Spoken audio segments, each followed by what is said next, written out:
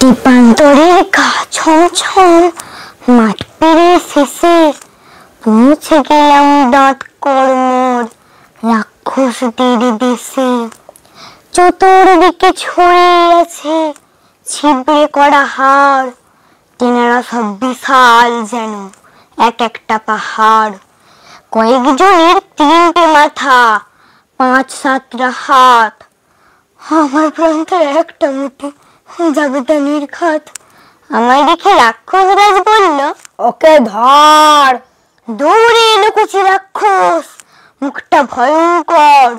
বলি, আমায় মেরে কি লাভ, রাজপুত্র নই।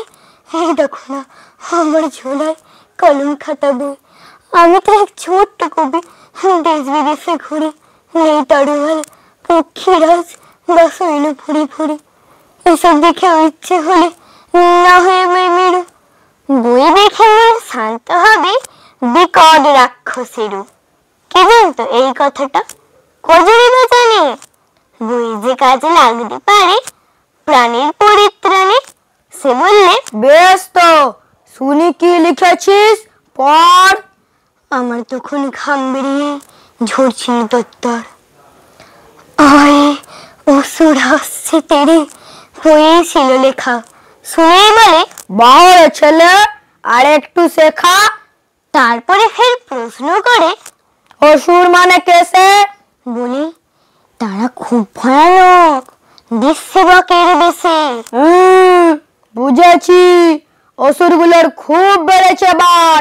ঘোরাত করে ছাড়লো সে এক বিদঘটে হুঙ্কার। চুমকে বুকে ধুকটু করি, ভয়েই আমি মরি।